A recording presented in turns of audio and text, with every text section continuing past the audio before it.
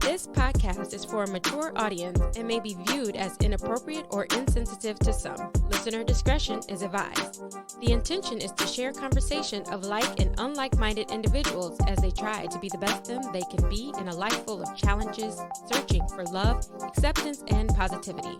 Call 669-241-1422 and share yourself or catch up with SweetBaby Jay for an anonymous face-to-face interview. Feel free to call in with questions, stories, thoughts, or anything you would love to talk about and share. Nothing is off the table when talking sweet with SweetBaby Jay at 669-241-1422. Ladies and gents and ladies, once again, you are here talking sweet with the one and only SweetBaby Jay. All day, every day, a no face, no case scenario where we allow our guests the opportunity to share their identity or not. Young lady, would you like to share your identity or not? That's fine. I am Tiana. Hey. Full government situation. Oh, okay. Okay, she put it out there, huh? Yeah, listen, the world we live in, I have to be who I am, and that's just that. I feel you. Can I get your social? Maybe I can open a credit card or something like that. Is that okay? Yes. Yes. Yes, absolutely. Oh, it's 1, 2, 3, 4, 5, 6, 7. Exactly. I'm not mad at you, young lady. So what's off the 8? Yeah. So how are you doing on this beautiful day? Good. Actually, it's a good day. I can't complain. How are you? It's always a great day to be me. What brings you to Talking Sweet? What's going on in your world? How's everything in your life? Everything is good. I am now a mother of 4. It happened overnight, let's say March 2019. I have 2 daughters of my own and took in my friends. And I'm sorry, I'm saying I, but I mean we, myself and my significant other. Yeah, it was a situation where we chose to step in through the grace of God. I don't know other people's faith, but I know He's definitely the only one carrying me through this whole situation. And it actually happened March 2019, a year prior to the pandemic. We uprooted our family and moved into a new home with now 2 plus 2. We have 4 children. So you have your 2 children biologically yours? Yes. And you adopted 2 children? Yes. We had actually done KLG, which is the step under adoption. The only difference is you can't legally change your name, which is fine because they were 7 and 14 at the time. So we weren't looking for children. KLG is called Kinship Legal Guardian. Oh. And it's funny too, because a lot of people, they're not familiar with it. They always think either foster or you straight adopt, but no, KLG, it's a step under. It's actually right in between both, and it's the same thing as adoption. You just don't change your name, but they are yours legally. Oof, I gotta say, you're brave for adopting children. Anytime I think of it, I just, for some strange reason, and this is not to put anything on anyone that is adopted or may have adopted or anything in anyone in any of those scenarios, but I just am always fearful that I'm getting someone's demon child. Oh, yeah, that's pretty much accurate. That's pretty much accurate. And I've stated before that this was solely through God, because me, the human side, this could not have happened. I could not still be in this situation if my faith wasn't what it was. It is rewarding in so many ways.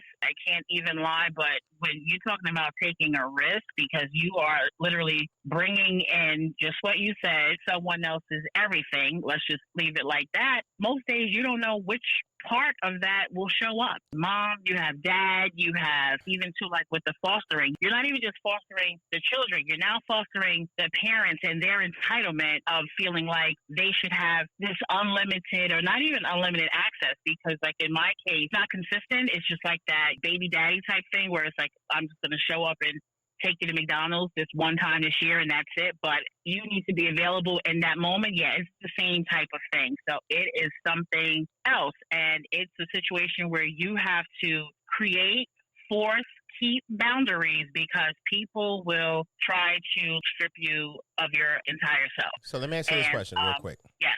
Because what I know of the adoption process, usually the children don't have access to, or let me say this, the parents don't have access to the children or any information about the children. And that's just my Hollywood version of it. I don't know much about it. Your children have access, or their parents have access. How is this possible? Yeah, that's actually something good that you brought up. So, yes, you're talking about the typical a baby was pulled from the mom gave the baby away. God, that's like the typical where they have no access, they don't know where the child is. No, my kids were removed from the state. For New Jersey, it's called DCPMP, which stands for Division of Child Protection and Permanency, aka known as DIFUS. They were removed from the home. They were with an aunt and uncle who actually raised their biological father. So now they have their great niece and nephew, and they're older with their own grandchildren. So it was a lot on them. So fast forward, there was no other family or friends that would step up and take them. So it's very hard. You now have not only one, but two kids. You have a boy and a girl. Some homes will want the boy, some will want the girl. It's an interesting dynamic. We were in a position to take the girl who had a relationship with my oldest daughter, but it didn't go that way. Pretty much the state told us it's a package deal. They don't want to separate siblings. We know this boy came with a lot of trauma. He had a lot of behavioral issues as well as a learning disability. So, yeah, we took a gamble and we're fighting through it. That's because dope. I have the girl, all three girls, they blend well, but we have this little guy who obviously he's come a long way, but he keeps it spicy. He does. And some days, because again, the human side of me, I'm like, what the hell did I do? And I'm like, all right. And plus, I had a similar situation growing up. I was actually the same age as my girl, she's 18 now, but she was 14, 15 at the time. And, my mom decided she wanted to do her own thing. So I was on my own at age 15. And when you say on your own? Yeah, that sounds so crazy. So from New Jersey, my mother decided she wanted to move to Georgia. We literally got in the car, drove to Georgia, drove through Fayetteville. We just up and moved. And one day, that was age 14, and one day at age 15, because my mother was Jehovah's Witness, and some people, are familiar with that whole belief and not. But because I decided for myself, I didn't want to be a hypocrite and present myself as Jehovah's Witness when that wasn't my belief. She pretty much said, yeah, you can't stay here. So at age 15, she moved to another part of Georgia, and I remained in the part we originally moved in. I finished high school and I got my ass back to New Jersey right away. What's crazy is when I came back to New Jersey, this friend, the mom of the two kids, that's the family that took me in. So you came from a similar situation. Yes. In which your mother decided to, what, was it because you no longer want to be a Jehovah's Witness? Yeah, that religion, no disrespect, but that's a whole nother topic for a later date. And yeah, pretty much she was strong in her beliefs, and because I did it, mom had me late. She had me at 40. My two siblings were 10 and 14 years older than me, so I was quote unquote the baby. So I guess the baby she thought she would pretty much kind of have under her wing and control. And although I was 14, I knew that this religion was not for me. And because I expressed that, which was pure honesty, she said, no can do. And so wait, you were shunned? Because I know they do a host. Yes. You were shunned as a child? Yes. I was. Where did you go? We were living in Georgia. It's so funny because I was at the age of 14.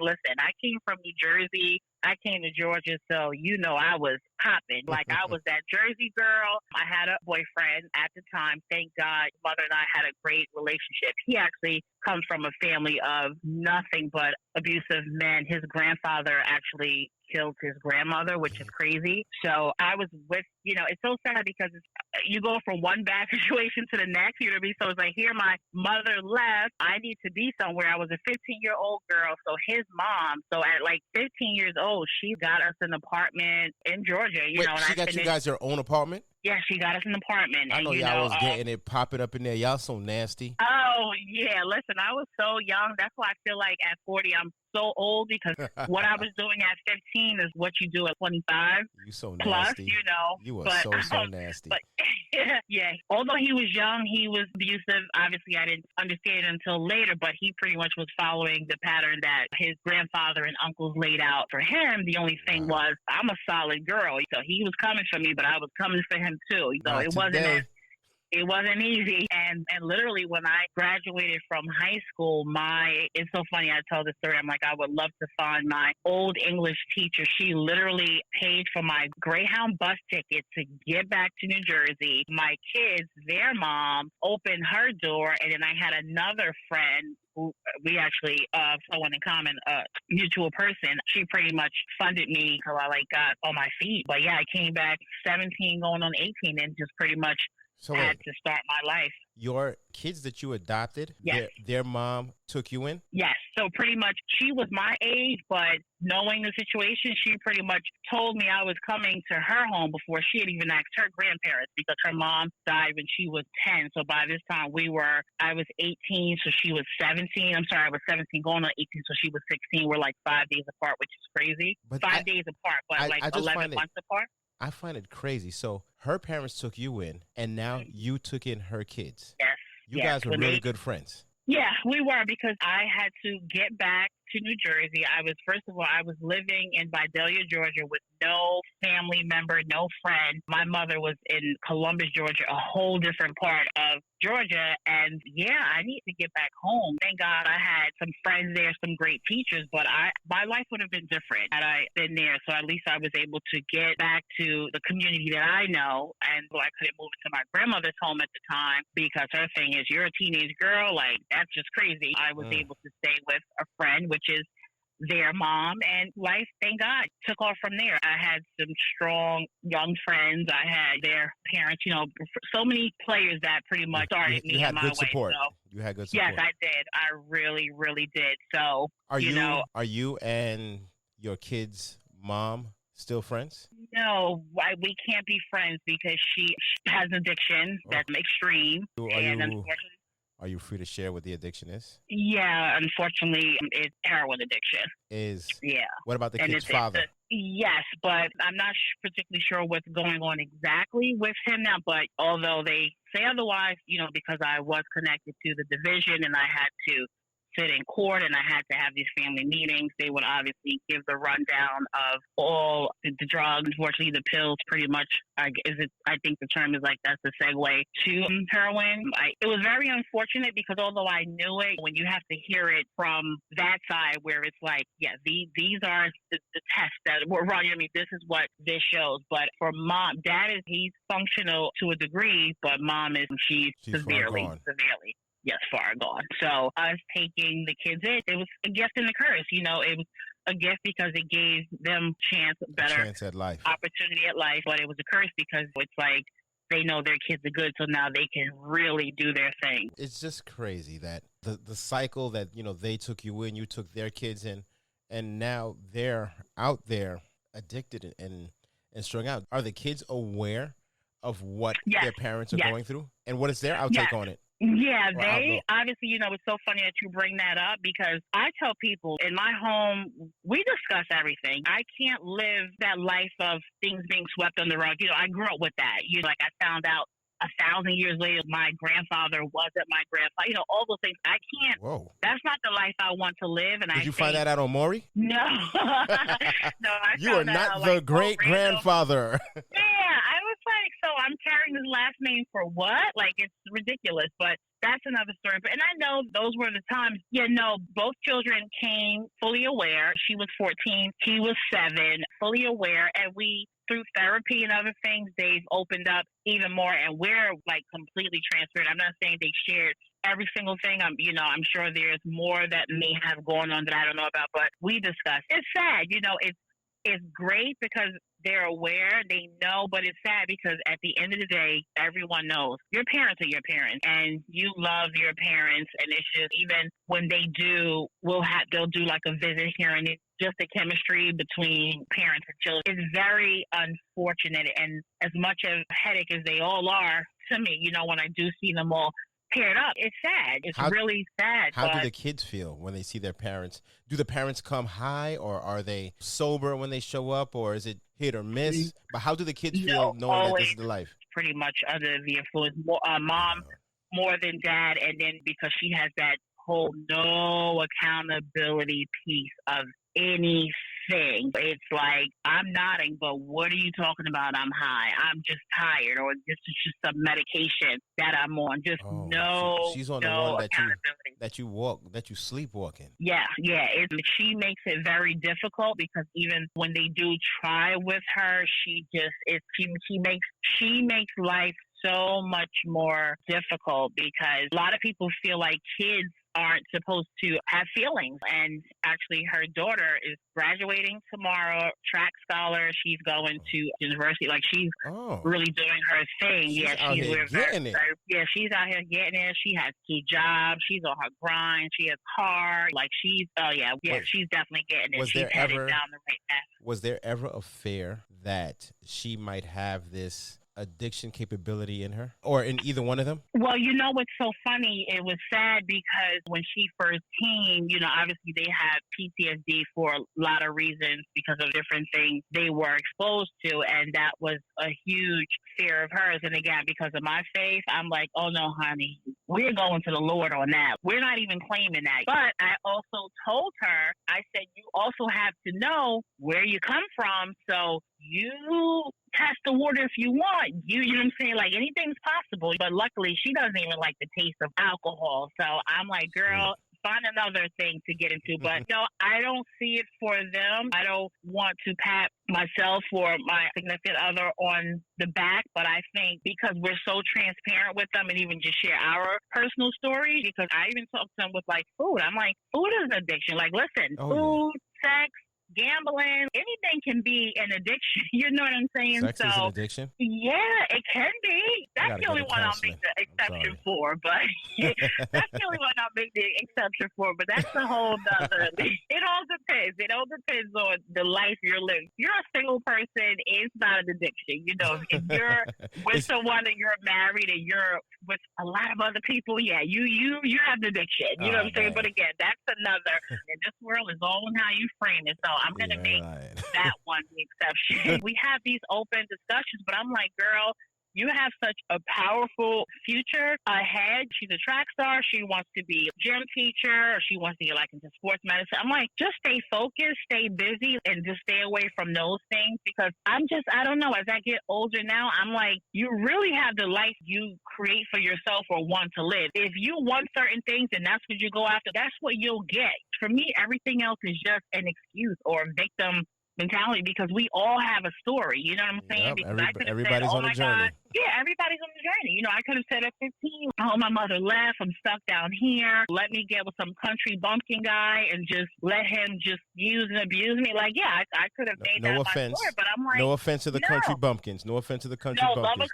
Love a country bumpkin, especially one that can cook. Yeah, no, I mean the country bumpkin in the negative sense of, you know, where a woman should only be in the kitchen. And listen, whatever works for people, what they do. But no, I listen. I love the South. I love soul. I learned what true hospitality meant by going to the South. And going to Georgia was a beautiful experience, although the other events around it weren't that great. But I love the South. Love the South. I got several things here that I want to ask you. Yes. You speak about your experience and your, I would say, kinship with your daughter. But what was it like for your significant other and bringing these kids into the house? And also, what was it like for your own kids, your biological kids, bringing these kids into the house? Great questions. Let me tell you something. He actually amazed me when he said yes, because I made the mistake of saying yes before even coming home and talking to him and our children, right? It's crazy, too, because it's like, it's almost what their mom did for me. She actually told me I was coming to her home before even asking her grandparents. He was absolutely amazing. He was even more amazing because when I did go to him, it was only with the intent of the girl coming with us. And I'm only saying the girl in this because in the context we're speaking, but eventually it had to be both of them. And yeah, he literally opened his heart. Well, God opened his heart and he said yes. My little one, the queen, the princess, the whatever, honestly, she wasn't even trying to hear it. Really? She felt like there was going to be some competition going on? Yeah, not with our girl, with the boy, because they're a year apart. Again, we're from the same community. So we don't know the situation. We've seen him in action. So it was like hell to the no with him. Oh, yeah, she is diva. Listen, they are who they are, and she's my second, his first. So we created this dynamic, raising her with life skills, being responsible. But she's his first at 40, and he's my second. And I will You said something my here. oldest was my strength, and that baby there, that's my weakness. It was a challenge. So wait, you saying Just that keeping it real. she was your first, his second? My second, his first. I'm sorry. Yeah, Oh. so I have a 20-year-old. We've Ooh. been together since my 20-year-old was 2. Wait a minute. Wow, this is Yeah. quite a mixed family, and I like it's it. a blended Wow. family. Yes. So he yes, actually, my oldest daughter's 20. he took on your older daughter. Yes. And come on through. Yes. And then you guys had one, Mm-hmm. and then took on 2 more. Yes.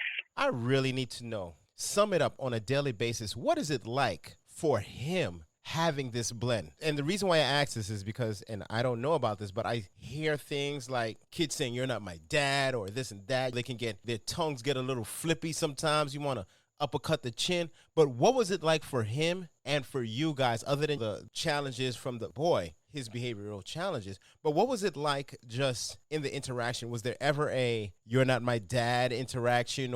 And how do you guys, if that was the case, how do you get through that? That's a good question, too. Listen, all your questions are great. No, there wasn't, because that was also the tone that we set from the beginning. So remember, I come from the situation that I do. Also, too, as far as we're not label makers, right? When I say that, I mean, I don't need to be my friend's child's godparent to do for that child. Like, I don't care about the label. If you needed me now, I would, wherever I need to come. That's just how we do. Although his situation wasn't like mine, he's selfless. He's a selfless ass man. I thought I was like a selfless person. No, he is the epitome of selfless. You chose right? Are you giving him some credit here? Like, yo, you chose right? Or yeah, he chose you? Absolutely. We did a good thing together. Oh, Yeah. If someone says I'm lucky, I'm like, no, we're both lucky. You know what I mean? Like, everybody gets a trophy. Everybody gets a trophy. Yeah, everybody gets a trophy. Yes, exactly. Listen, 18 years in, you already know, and the 9 years difference, we grew together in so many ways. But all of those things, because the family was already blended. So, like, my oldest daughter, although he is so her dad, she calls him by his first name. Like, we've never done the whole, you have to call him dad. And I know some people do that, and it, like, works, and I've never done that, because my mom, one of her husbands, because she had 4, that's another podcast. So she tried to do that. 4 husbands? Yeah, 4 husbands, yes. So every few years, y'all just like, yo, all right.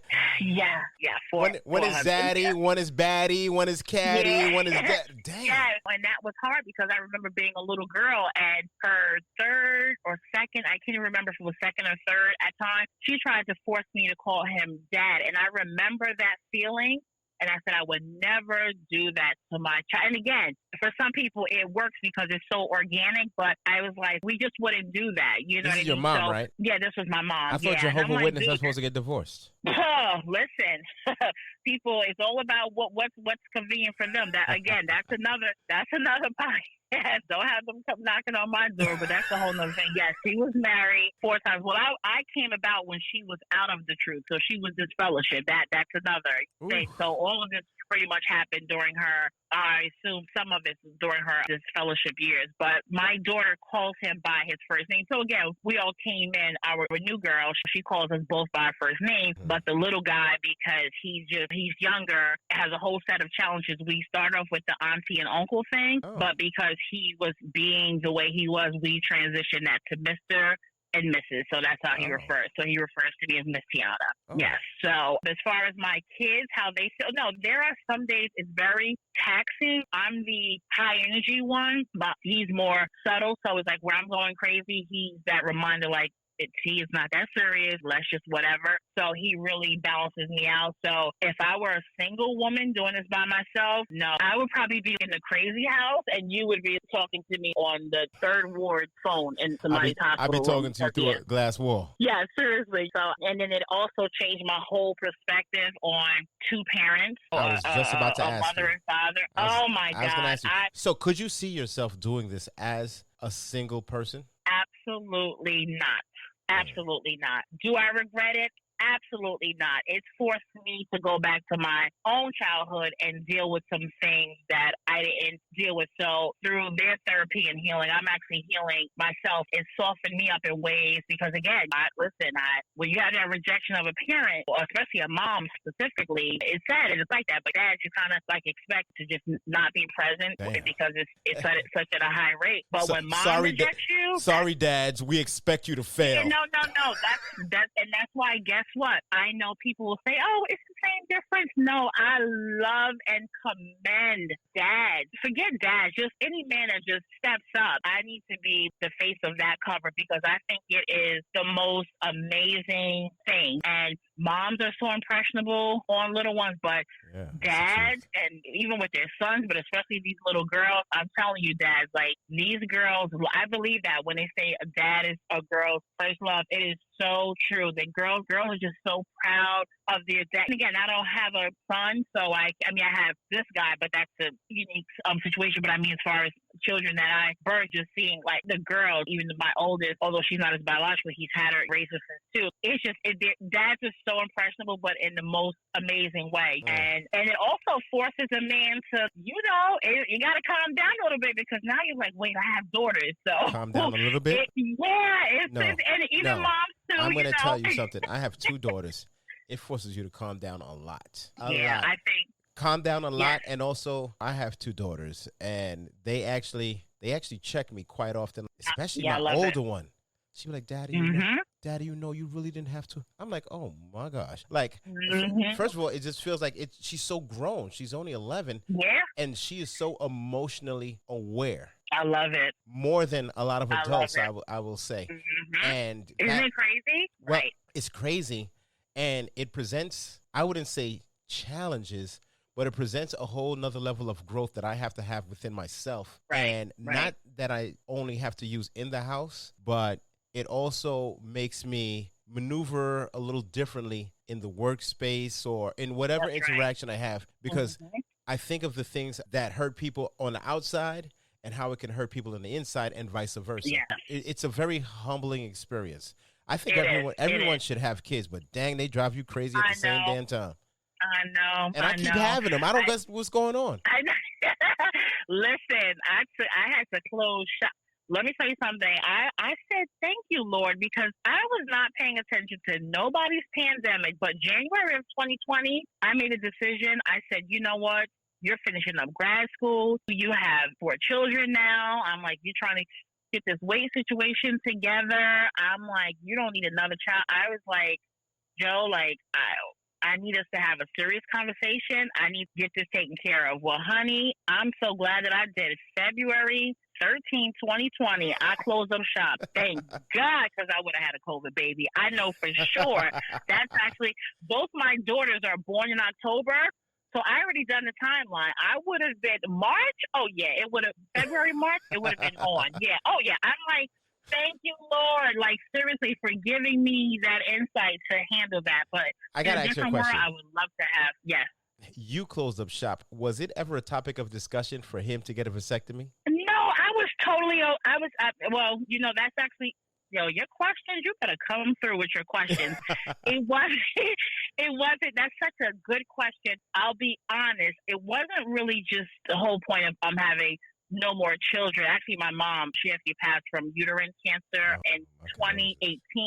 Wow. My dad has colon originally. It came back again as long. And you know how certain cancers are like associated with each other. So basically, my gyno, obviously approaching 40, we had just like a serious conversation. And she was saying, when you remove your tube, I didn't even know the whole education on tying them and burning them and having them removed. But she goes, if you remove your tube, that reduces the chances of ovarian cancer or those certain type of cancers. Again, not to say you can't, but it just reduces those chances. So I was like, wait a minute, this is like a 2-for-1 special? Yeah, we're doing this. So yeah, so that's why. Because now he was shooting it up. Seriously. Yeah. I was playing duck hunt up in there. That's another conversation. That freedom, let me tell you something. That freedom there, that's another level. I feel like I grew up all over again, not having to. Yeah, that's what's it. Like I said, in another world, I would love to have 5 or 6 children. It's not even a question. But you guys was playing for teacup. Leave it in. Make some tea with it. Leave the spoon in the cup and stir it. Yeah. You so nasty. That was definitely the cherry on top. So yeah, it was like so many decisions in such a short time. But no, as far as my kids, we all do well because we have the 3 kids. Again, we talk about things. I have another friend. Oh my God! Shout out to actually 2 of them. Who one she adopted 5 boys.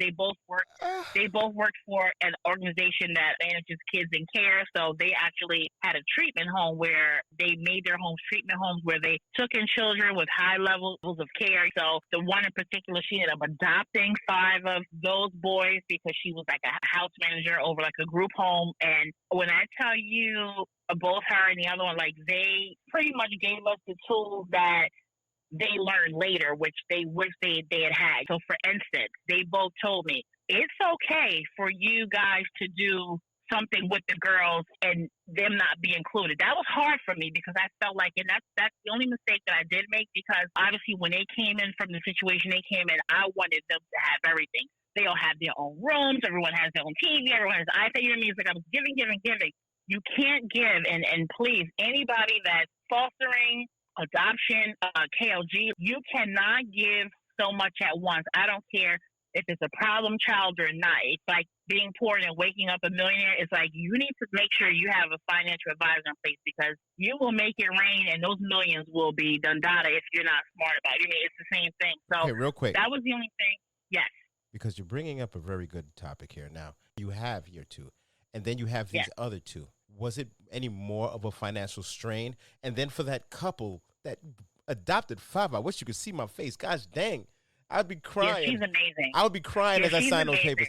Like, what is how much is, and with the price of gas going high, everybody got to get a job. I don't care if you're doing child modeling. You got to get a job.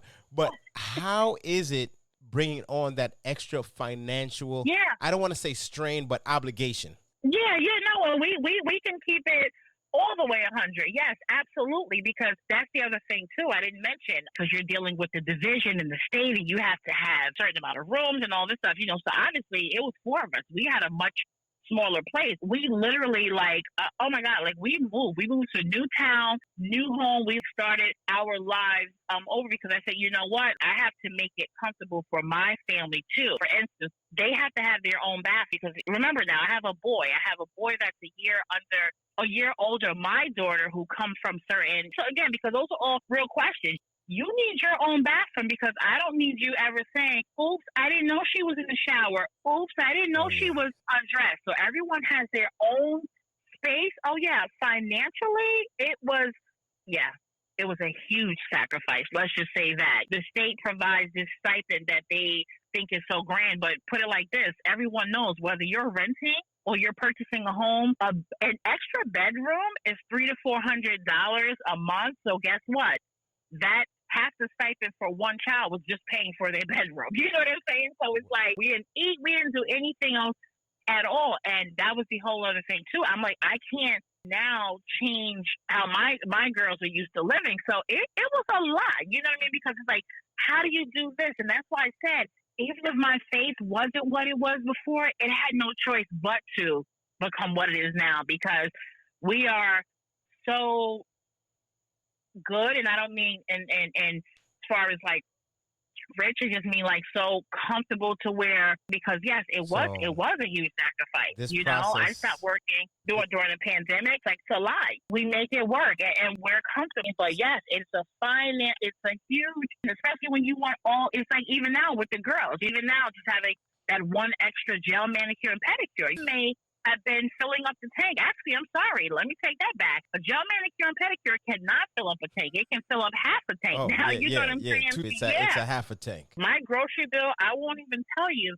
what it is now because because of his behaviors and wanting him to eat better on top of everyone trying to make this whole transition prior to the pandemic, but obviously during the pandemic wanting to be healthier. So now I transitioned the household to pretty much organic everything. So I literally today I went to Whole Foods today, and this is just 1 week. I went to Whole Foods today. That was $200. I go to another place called Organica, which is amazing. They have like a lot of prepared foods. I spent $150 there, and I think I spent $150 at ShopRite. So I went to all three places. Wow. So that was $600 just this week. You know what I mean? Do you have an Aldi's next to you? Not that Aldi's is supporting the show, but they absolutely can. Aldi's, we're accepting. Been telling me. Yes, you got to check Aldi's. Yeah. Bring your This own one, bag, like, though. Bring your own bag. Dude, couldn't even get used to the chip. Now the tap where you just scan your card. Now with the bring the bag, forget about. No, you know, in Jersey, they remove plastic bags. You have to bring your own bag to every store. It is insane. I'm stressed out because I'll have like a cart full, and I'm like, oh my God, I forgot my bag, so I have to go to the car. It's insane. We make it work. Like I said, communication in any instance is number one. I tell them, I said, if you guys are having a bad day, even if your parents annoy you, but guess what? Today you woke up saying, I miss my parents.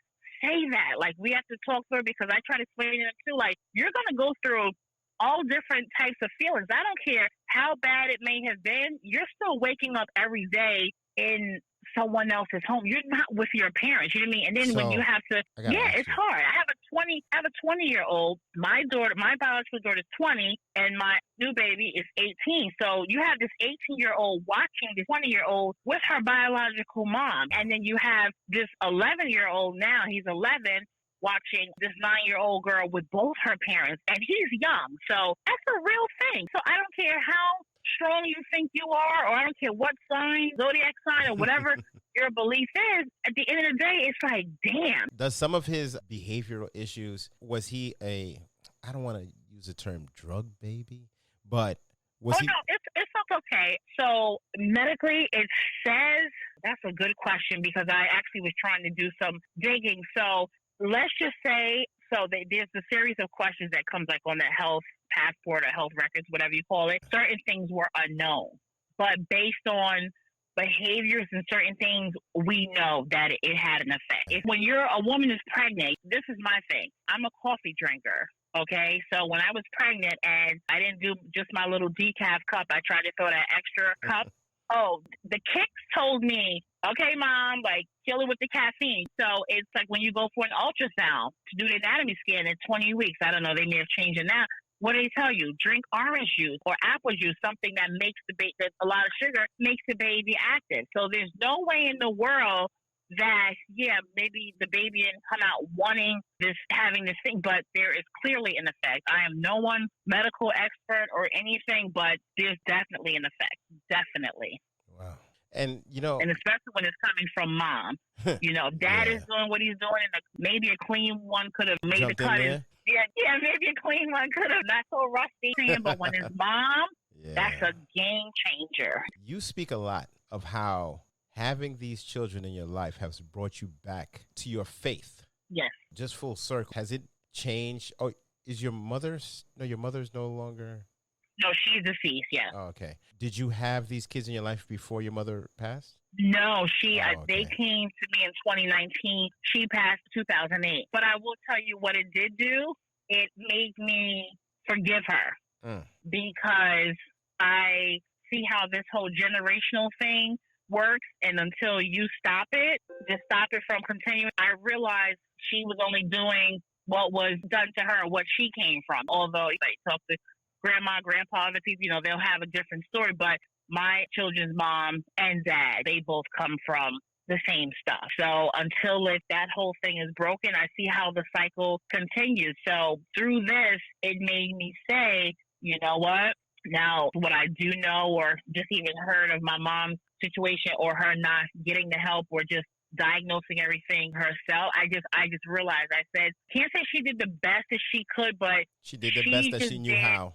Yes, exactly. So it made me forgive her, and that actually took probably lifted like the biggest weight off my shoulders. I didn't even realize how much that was holding me back. It's so deep. So that's why it's like I have my bad days, but I'm like, my life has been, it's been something else. It's been something else. But we rock and roll with it. But let me tell you something, in dealing with the courts and DCP&P, let's not forget about that part. When you have kids in care, Oh, these people know your whole entire life. Like they have to do walkthroughs, they have to check your financials, they do criminal background check. You might as well spread your cheeks. That's how Okay. big. That's how deep they dig. Okay. Yes, I was so happy. January 7th of 2020 was where we had done the whole court thing, the KLG. It was bittersweet, but it was so great for the kids. It was a very emotional day. I'm sorry, January 2021, excuse me, because we were in the pandemic, so it was via Zoom, and this was with the judge and all the court people, the DCP&P people, the kids have their attorneys. So what happens? What does that mean? Like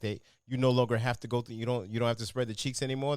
You good? No, you no longer have to spread the cheeks. Yep, they have mom and dad there. They pretty much read them the rights they no longer have. Wow. It was tough, and how did the parents respond to that? It did not go well at all. Yeah, it did not go well. What do you say didn't go well? What do you mean? They were just going off like, this is crazy. The system is this. Mom was saying she's never even had a drug problem. Just like, even the judge was like, okay. Are you kidding me right now? Yeah, it was messy. It was a lot for the kids. So I had a very good friend here who comes from a similar background. She was here as support. You know, it was like a holiday for us.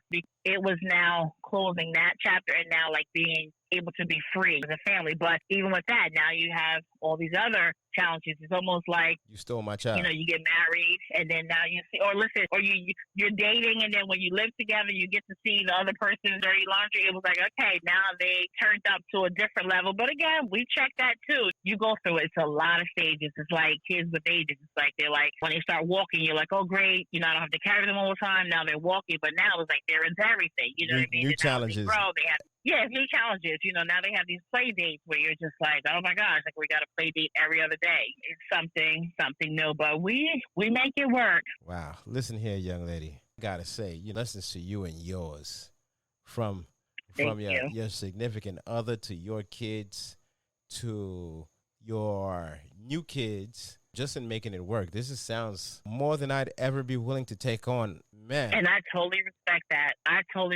that. Because if someone were to ask me, I would really tell them your foundation at home has to be strong.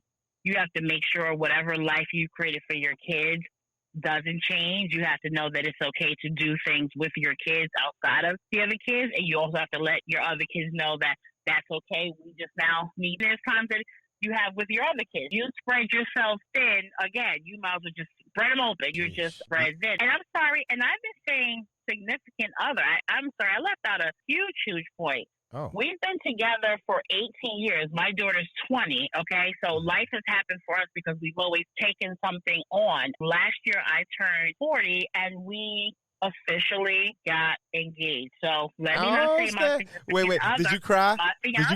Did you cry? I did, but I was in such a state of shock because, again, we have this situation, and now we have 18 years that is now about to be official. When I tell you that whole forgiveness, no, I cried, but I let go that feeling of rejection. It was, for some people, it's like just, it's like an engagement. It was life-changing for me because I've been holding on to some things my whole life that I didn't realize I was holding on to. He was very emotional, and obviously my 20-year-old was very emotional because this has been since 2. So yeah, let me rephrase that because I'm saying significant other. No, I'm a fiance. You know what I mean? This so is your we fifi. will be getting married. Yes.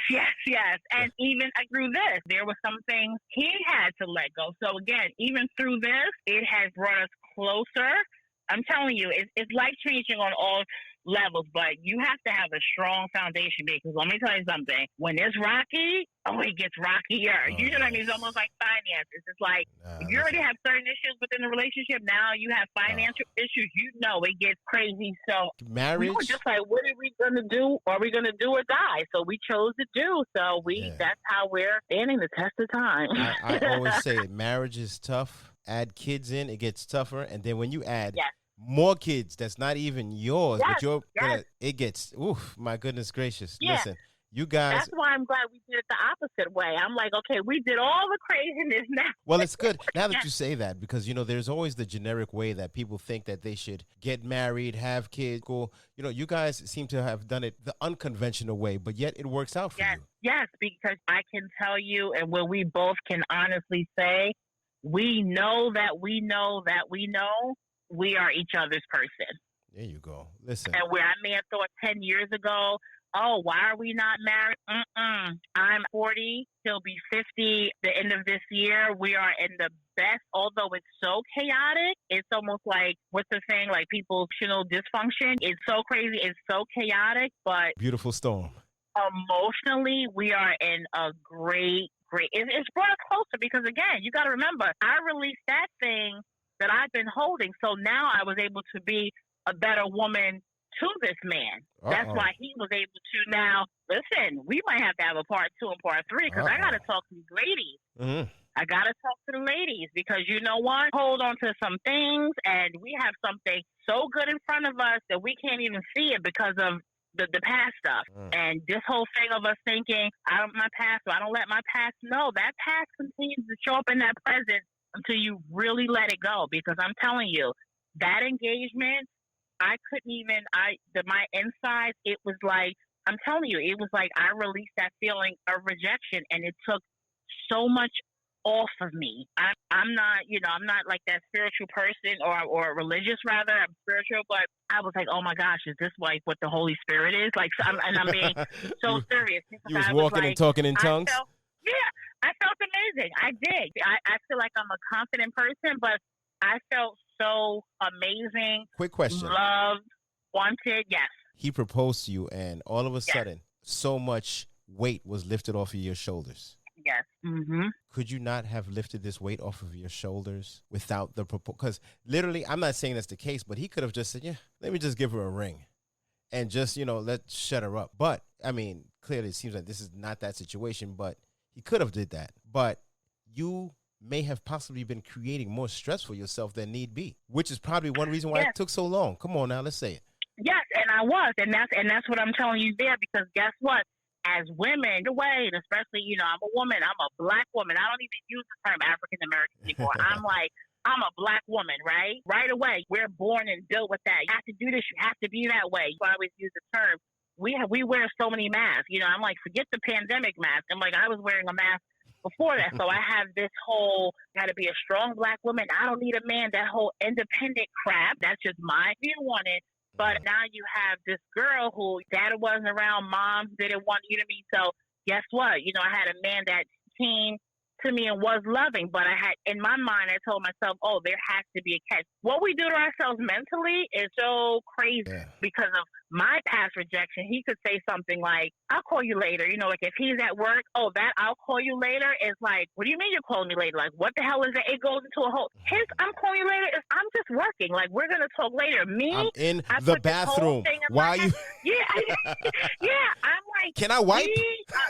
Dude, we are so, like, you talk about self-inflict. I'm like, there was so much, but you have to realize, too, through this situation, I didn't know, but I guess because I was doing my own healing and tapping into things that I was beginning to change. Plus, I got to sit the hell down for a minute because of COVID. So I got to see me a little bit more. I got to see my kids a little bit more. I got to connect with him a little bit more. So I was changing and I didn't realize it. And we were having conversations. We experienced, like everyone else, we've experienced a lot of loss. So that drew us closer. And he was changing in his way. People talk about the 40s, but guess what? 50s, they come with something. And yet, I will have to say, for me, it wasn't traditional. It actually was supposed to happen on my birthday. It was like he picked the ring up the week before. And because of COVID and everything happening, he was like, I can't even wait. I was literally up front doing paperwork.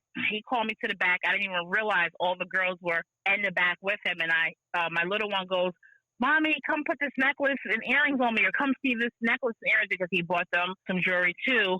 Again, in my mind, I'm like, why the hell is she telling me to come back there? And they're back there again. Just that thing we do. And when I walked to our back room and he was sitting there, and I was blown the hell. I've never been that surprised in my life. I don't even think so. Kudos I was to blown him. away. I stood there, for 3 minutes. It's been great, but now we have some new set of challenges, because like anything else, when you get ready to do something big, you have negativity coming other ways. But we've been so solid. We have 18 years in. So now it's like we've done everything like the opposite way. So it's almost like, you don't want to say you're prepared for the worst. I feel like that's kind of like negative, but it's kind of real. You got to kind of prepare. Day by day, you gotta know, step by step, bob and weave. Is possible. Right. Bob and weave. Exactly. Yes. Listen here, young lady. I got to tell you, I really appreciate you for sharing your I journey. appreciate you too. It sounds like not only are you tap dancing, you willy bouncing, doing some salsa, some bachata. I'm Cupid shuffling. I'm Cupid doing shuffling, it all. break dancing. I'm twerking. So you twerking, you doing what it takes to get through life, and also yes. impacting other lives in a positive way. Yes. And I personally want to say thank you for being beautiful in everything that you're doing. Thank you. And having that foundation support group that supports you and you support them, and supporting these up and coming generation that needs all the help that they can get to be great. Thank you. I appreciate that. Hey, listen, thanks for talking, Sweet. For anyone out there that ever wants to share their journey, 669-241-1422. You can text me, share your truth. Stay great. That's about it.